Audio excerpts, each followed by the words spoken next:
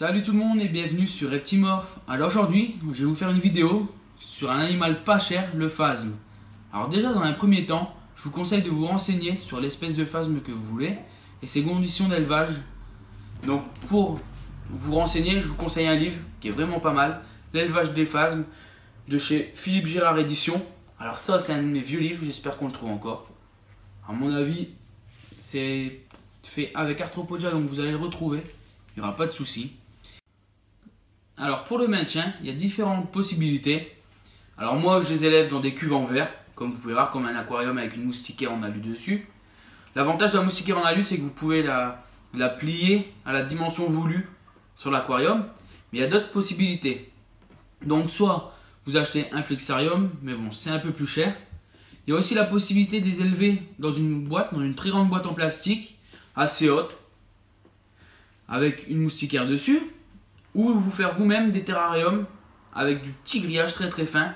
Donc vous les montez avec du bois. Vous faites un cadre en bois sur lequel vous venez fixer de la moustiquaire en alu ou du grillage très très fin. Après, il y a aussi les conditions de maintien. Il faut savoir que quand vous prenez une espèce de phasme, il faut avoir tout le temps à disposition les plantes nourricières. Comme là, comme vous pouvez voir dans ce terrarium là, je nourris à base de fougères.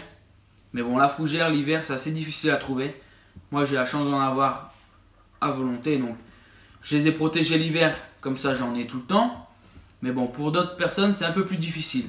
Donc moi, je vous conseille de commencer avec des espèces qui mangent de la ronce ou du lierre. Alors, il y a différentes espèces assez simples à élever. Moi, je vais vous conseiller dans un premier temps le Carosus morosus.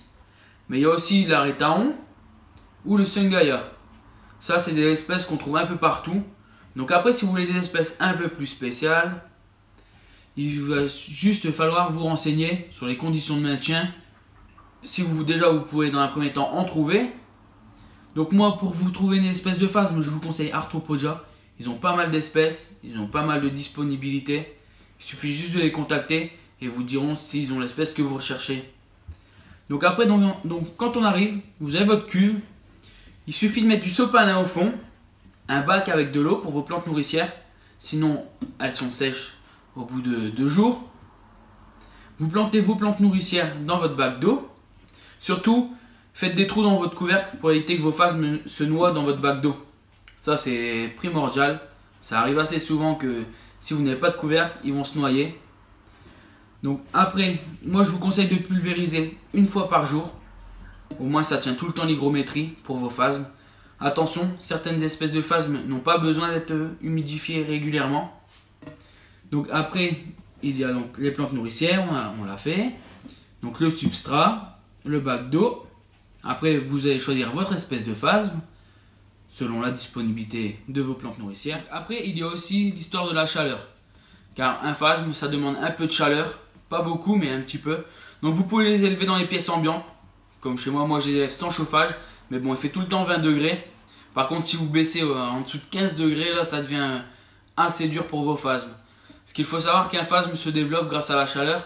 Donc au plus il va faire froid, au plus la durée de développement va être longue. Après, il faut savoir qu'il y a certains phasmes qui vivent plus ou moins longtemps. Selon les espèces, il y a des espèces qui vont vivre 6 mois, qui vont aller très vite à se reproduire. Certaines espèces qui vont pondre des œufs, au bout de 3 mois, vous aurez des jeunes. Et il y a certaines espèces qui sont beaucoup plus difficiles, comme les dilatata, entre 1 an et 1 an et demi de développement. Et l'œuf, pareil, 1 an à 1 an et demi pour éclore. Donc si vous voulez faire des phasmes et que vous ne voulez pas trop attendre, je ne vous conseille pas ces espèces-là, car vous allez devoir attendre très très longtemps. Donc après, il y a plusieurs possibilités. Alors moi, je vous déconseille d'acheter un seul phasme. Il vaut mieux tout le temps les acheter par 6, car vous avez une chance, soit vous allez avoir que des mâles ou que des femelles. Donc par sécurité, achetez-en 6, comme ça vous êtes sûr de tomber au moins sur une femelle ou un mâle dans votre lot pour la reproduction. Après, soit vous les achetez donc chez les éleveurs ou sur le Bon Coin. Donc les prix peuvent varier entre souvent 5 € et 30 € selon l'espèce. Après, il y a une autre possibilité, c'est de faire des échanges. Donc si vous avez, comme il y a certains éleveurs qui ont beaucoup d'œufs, il y a possibilité de faire des échanges avec d'autres éleveurs. Pour finir, je vais vous présenter mes deux espèces coup de cœur qui sont assez simples à élever. Mais bon, il faut avoir la chance d'en trouver. Donc il y a l'épidare. Celui-là, c'est vraiment mon coup de cœur, mais c'est vraiment un tout petit phasme. Et pour le trouver, c'est assez difficile. Et il y a la nouvelle espèce que j'ai trouvée à la bourse d'Escaudeuvre, l'Andropromachus. Je vais vous mettre des photos. Alors là, je les ai vus muer. Je les ai eu tout petits, ils sont en train de muer, ils sont de plus en plus grands. Et je trouve cette espèce juste magnifique. Le seul inconvénient, c'est qu'il faut les démarrer à la fougère. Et après, ils s'élèvent sur la ronce. Mais bon, dans un premier temps, le plus difficile, c'est de les démarrer. Mais bon, vu que là, ils sont bien démarrés, je vous mettrai des photos. Et vous allez voir par vous-même, cette espèce est juste magnifique. Et je vous dis à très bientôt sur Reptimorph. Et si vous avez des questions, n'hésitez pas. J'y répondrai avec plaisir. Et n'hésitez pas à me suivre sur les réseaux sociaux. Et je vous dis à très bientôt.